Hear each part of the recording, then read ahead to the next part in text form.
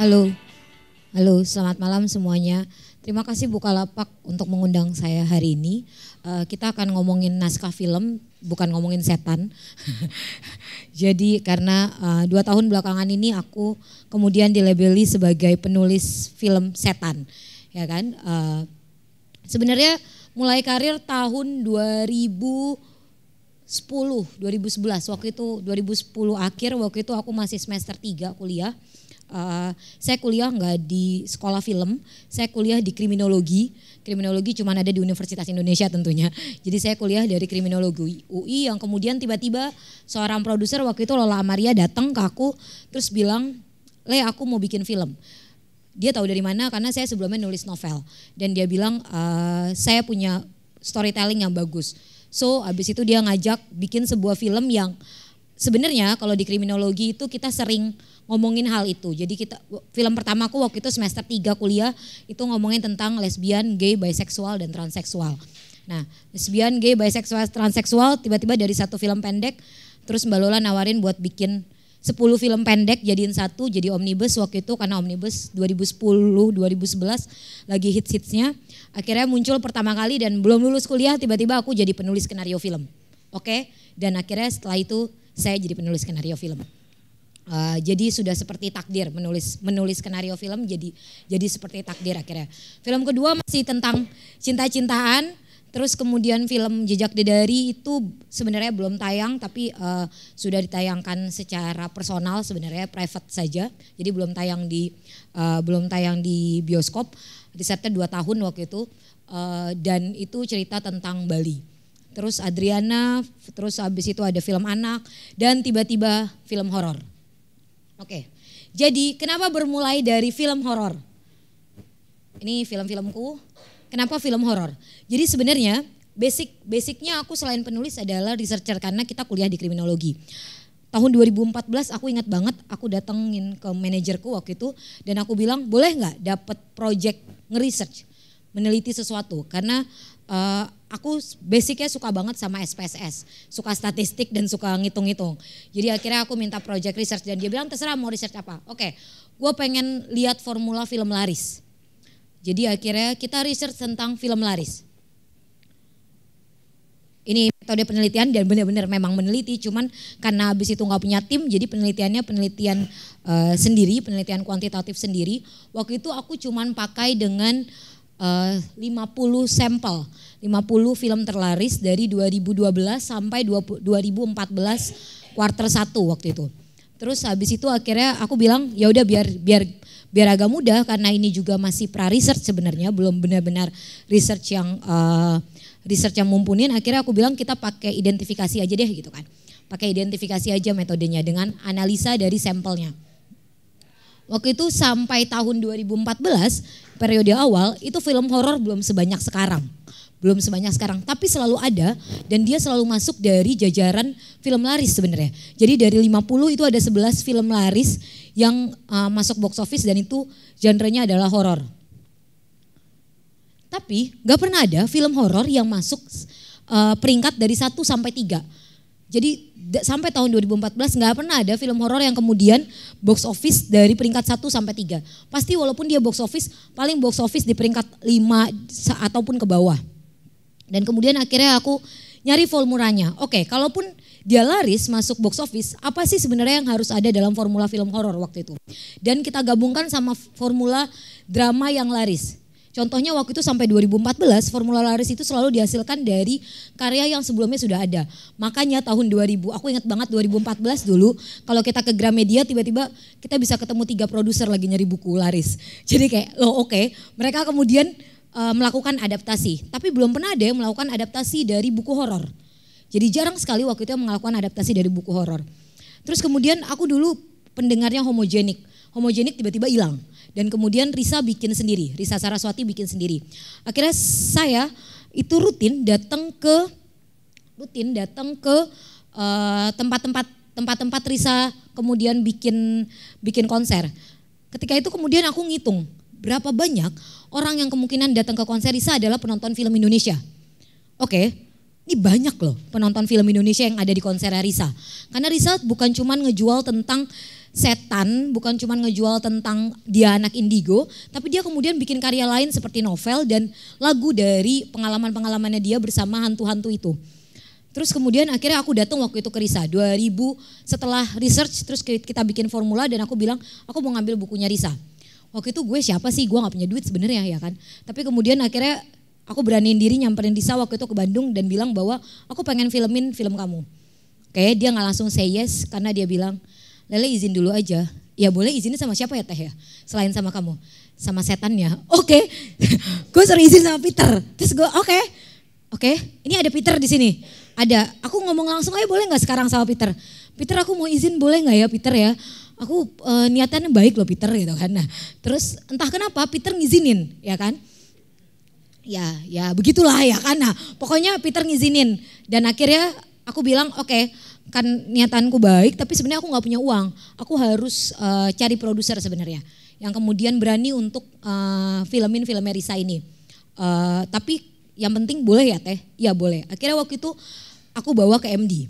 Jadi aku bawa ke MD, ada beberapa formula sebenarnya, formula drama, formula film lain, tapi kemudian yang beneran aku pengen coba adalah formula film horor karena waktu itu belum ada.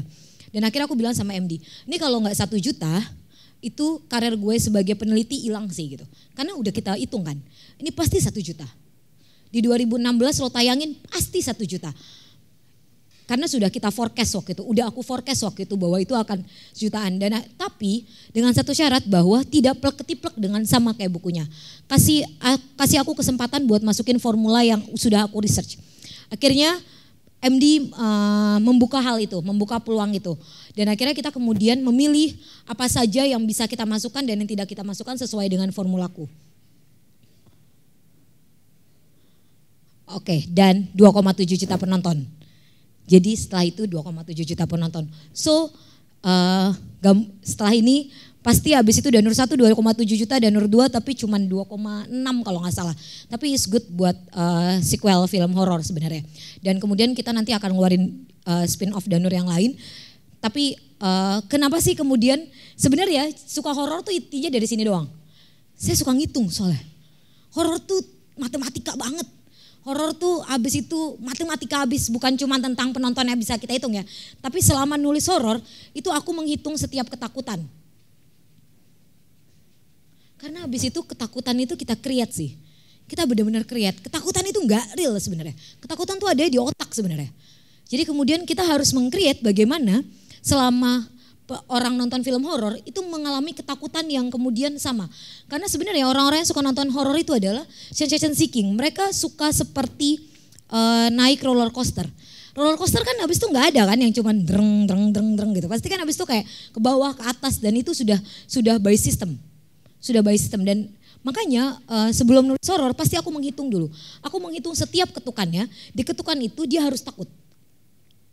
Beda sama nulis drama, nulis cinta, nulis love. Love itu habis itu bisa yang habis itu sebelah sini nangis, terus yang sini enggak. Tapi ketika kita nulis horor, ketika kita sudah membayangkan di situ orang harus teriak, Gak boleh tiba-tiba dia gak teriak, harus teriak. Makanya dari itu hitungannya harus tepat banget, ketukannya harus pas banget. Dan ketika kita tahu ketukan fear-nya buat siapa, dan kalau beberapa naskah yang aku bikin jelas, fear-nya adalah fear yang kemudian jadi penonton kita, jadi penonton film Indonesia. Oke, berarti pendekatanku adalah gimana caranya fear yang kita bangun itu sama ketakutannya mereka. Jadi kalau di horor kita kemudian ngomongin sebenarnya indera manusia. Ketakutan itu dibikin sama indera kita sendiri. Jadi sama mata, sama telinga, sama penciuman, sama habis itu kita seperti ngerasa. Nah, tapi kita nggak bisa terus tiba-tiba semua hal yang ada di indera kita kemudian langsung plek dimainin. Enggak, itu harus pelan-pelan banget. Kalau misalnya kalian nonton film horor pasti pas di depan itu selalu tiba-tiba adegan pertamanya adalah adegan paling kencang. Adegan yang cukup kencang. Kita bilangnya itu sequence zero. Sequence zero itu adalah sequence di mana kita punya kesempatan untuk mendudukkan setiap penontonnya dalam ketakutan yang sama. Ini standarnya di 3. Jadi kalau aku ngitung benar-benar pakai 1 sampai 5. Kemudian selama tiap plotnya nanti aku akan hitung di plot ini kita harus sampai di tahap berapa. Di plot yang ini kita harus sampai di ketakutan yang berapa. Yang kemudian nanti kita akan isi. Kayak misalnya Film Danur. Film Danur pertama tuh, Danur tuh kan artinya bau mayat ya, bau cairan yang keluar dari mayat. Danur tuh. Nah, itu kan sesuatu yang sebenarnya sulit banget. Kalau aku fokus sama hanya satu indera yaitu penciuman, kan nggak bisa ada juga tiba-tiba ada bau Danur pas lagi nonton di 21 kan, tiba-tiba kayak ini bau Danur gitu kan. Cuman ketika habis itu ngomongin tentang Danur ya sudah kita masukkan ke otaknya, itu bisa loh tiba-tiba mereka kayak ngomong ini kok kayak bau Danur ya. Ya bisa jadi habis itu kita sebenarnya juga nggak nyium, tapi habis itu ada juga yang merasa mencium. Karena habis itu sudah dimasukkan langsung ke otaknya tentang indera penciuman mereka. Jadi penciuman itu nggak indera yang paling susah untuk kemudian kita grab ada di dalam ketakutan di layar bioskop. Kecuali beda sama mata.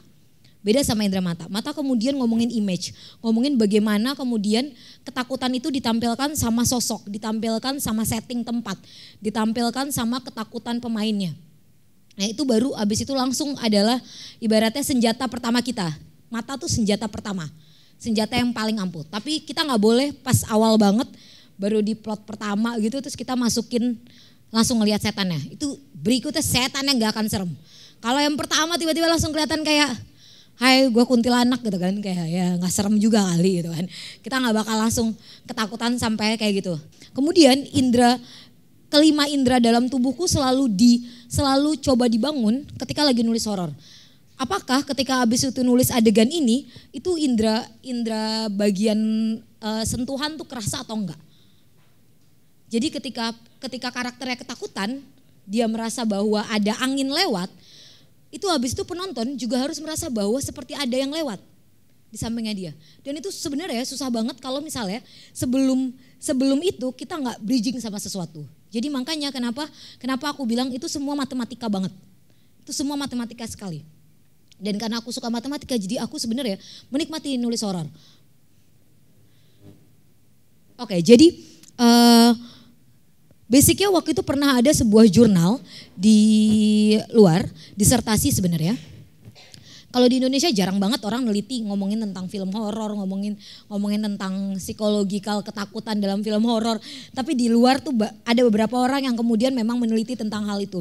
Salah satunya waktu itu Gwyn neliti tentang bagaimana apa yang sebenarnya membuat orang suka sama horor dan apa yang kemudian dia menikmati sampai akhir film horor itu. Dia bilang kemudian ada beberapa variabel, faktor yang menentukan bahwa film horor itu tepat untuk orang-orang yang menontonnya merasa dia pas dan kemudian dia akan terus mengalami ketakutan itu. Hal yang pertama adalah karena adanya kecemasan, anxiety. Nah, kemudian kecemasan itu yang harus dibangun selama nonton sebenarnya. Jadi cemas. Makanya kenapa suka ada di film horor tuh tiba-tiba pintu kebuka krek gitu. Sebenarnya itu kecemasan pertama. Dia akan cemas bahwa itu pintu bisa kebuka sendiri. Kenapa kemudian ada yang namanya ketika aku nulis horor, kenapa kemudian ada sesuatu yang namanya pengulangan. Kita bilangnya redundant. Kenapa harus ada redundant? Karena kecemasannya sudah dibangun. Harus ada kemudian fix bahwa itu akan cemas lagi. Tiba-tiba pintunya kebuka lagi. Dan kali ini lebih lebar. Nah itu redundant itu sebenarnya untuk kemudian bahwa cemas dan yang makin cemas lagi. Dan kemudian ada yang namanya fear sama sesuatu yang kita nggak ketahuin. Makanya pas awal-awal seperti Conjuring. Conjuring adalah salah satu film yang kemudian secara hitungan itu enak banget, parah. Itu Conjuring 1 tapi ya, bukan Conjuring 2. Conjuring 2 nggak begitu enak. Nah, Conjuring 1 itu ketukannya enak banget. Tap tap tap tep tap tap tap tep, itu ketukannya enak banget ya. Nah, makanya waktu pas pertama kali film-film horor selalu habis itu kita ngelihat rumah dulu. Rumah yang habis itu kosong ya kan, kita nggak tahu ada apa sebenarnya. Penonton kemudian dibawa sesuatu yang habis itu dia nggak tahu ada apa. Nah kemudian yang agak menarik adalah bahwa sensation seeking. Jadi ketika orang nonton film horor, dia sebenarnya sudah siap untuk ditakutin. Dia udah siap untuk ditakutin. Meskipun cuman pacarnya jadi pacar gue yang pengen nonton horor, pacar gue, aku sih nggak suka, tapi kan pacarku suka ya kan, jadi kita bisa habis itu pegangan tangan pas lagi ketakutan gitu kan. Nah, tapi sebenarnya ketika dia bilang bahwa dia bisa pegangan tangan ketika lagi ketakutan, dia siap untuk ditakutin. Dia bahkan nyari momen dia ditakutin kemudian pegangan tangan. Ya kan? So dia siap sebenarnya buat kita takutin itu. Jadi kalau misalnya ada yang ngomong itu cuman jump scare, no, jump scare tuh bukan cuman. Gak ada yang habis itu sebenarnya, aku gak percaya bahwa istilah jump scare. Enggak, ketika titik itu memang harus titik tinggi. Karena udah kita bangun 1, 2, gak mungkin jadi 3. Kalau 1, 2 jadi 1, nanti 2-nya sudah tidak seram, jadi bingung itu. Itu ketukan kedua atau bukan gitu. Jadi kenapa 1, 2 kemudian 3 itu bukan cuma gara-gara jump scare, karena habis itu orang lagi siap buat itu. Habis itu ada juga yang 1, 2 ternyata 2-nya cuma 2,1 gitu kan. Ketakutannya karena nanti dulu kita bakal ada 3 tapi nanti gitu. Nah jadi kemudian itu jadi hal yang menarik ketika aku selalu aku rajin buat baca jurnal tentang ketakutan-ketakutan secara psikologi sebenarnya. Jadi ketakutan yang aku bangun di film horor itu lebih ketakutan psikologi karena memang itu yang kita kejar. Gimana caranya waktu Danur aku lumayan debat sama produsernya untuk kekeh masukin adegan sholat. Adegan ketika lagi sholat kemudian ada setannya.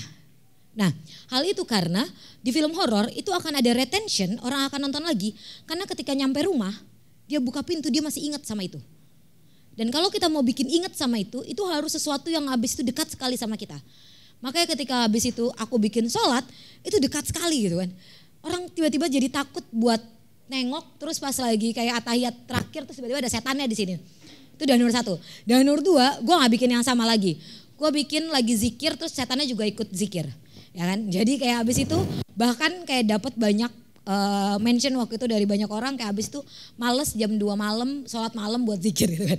Karena habis itu benar-benar kayak pas di Danur 2 tuh aku bikin lagi gini geleng-geleng dan setannya di depan ikut geleng-geleng kepala gitu kan. Jadi hal itu yang kemudian sebenarnya harus didapetin. Kenapa nggak bisa yang jauh banget dan hati-hati jin itu, setan itu tiap benua beda-beda. Entah kenapa ya, karena sebenarnya ada di sini. Jadi setan di Amerika sama setan di Indonesia tuh beda. Di Amerika nggak ada pocong kan. Ya karena habis itu gak pocong sistemnya itu. Atau di Eropa gak ada yang namanya pocong. Atau kita nggak percaya sama yang namanya iblis. Kita nggak percaya sama sistem-sistem iblis kayak demonik, kita nggak percaya gitu. Kita lebih percaya sama santet gitu. Kita lebih percaya sama sesuatu yang habis itu Indonesia sekali. Nah makanya itu yang habis itu menarik dari film horor adalah itu. Aku benar-benar harus research ketakutan society-nya apa. Karena gak bisa tiba-tiba kayak aku pengen bikin kayak sesuatu yang habis itu demon gitu, yang kayak alien. Kayak aku suka banget sama film aku lupa yang kalau bersuara terus habis itu dia tiba-tiba aliennya muncul. Kalau di sini nggak bisa tiba-tiba aliennya muncul. Kalau sekarang habis itu kita mikirnya bukan alien yang muncul tapi kuntilanak yang muncul, mungkin lebih serem di sini. Karena habis itu jin itu berkelompok. Kita bilangnya society. Ketakutan social anxiety-nya harus sama. Social anxiety. Siapa yang kemudian nonton? Kecemasannya harus kecemasan masyarakat yang kemudian jadi target utama kita. Coba bayangin kalau aku nayangin Ari-Ari bayi tapi di Amerika. Gak ada Ari-Ari bayi di Amerika kan. Makanya kalau di Indonesia karena kemudian settingnya tahun 90-an, jadinya habis itu ada Ari-Ari bayi. Karena dulu mungkin sampai sekarang juga masih Ari-Ari bayi itu dikubur ketika habis itu anak lahir. Dan kemudian kalau misalnya suka dengar kalau misalnya ada suara ciap-ciap ayam itu berarti ada kuntilanak di sekitar situ. Di dekat kuburan Ari-Ari bayi. Dan kemudian itu ketakutan society sebenarnya. Sampai sekarang orang masih percaya sama itu. Masih percaya bahwa Ari-Ari bayi itu bisa dimakan sama kuntilanak. Jadi itulah hitungan-hitungan film horor. Jadi kalau misalnya ada yang mau bertanya jangan bertanya habis itu aku pernah lihat setan atau enggak. Aku pernah digangguin selama aku nulis atau enggak. Karena kemudian otakku bukan cuma tentang digangguin sama setannya gitu. Gue malah mencoba untuk gimana caranya setan gak ganggu sekarang. Karena kalau setan ganggu sekarang ketukan terakhirku habis hilang. Padahal ketukanku masih dibawa ke ketukan yang habis itu masih penasaran. Masih merasa penasaran bener gak sih sebenarnya bentuk setan itu apa. Gitu sih. Jadi terima kasih Bukalapak, kalau misalnya ada yang mau tanya silakan. Buka aja Bukalapak.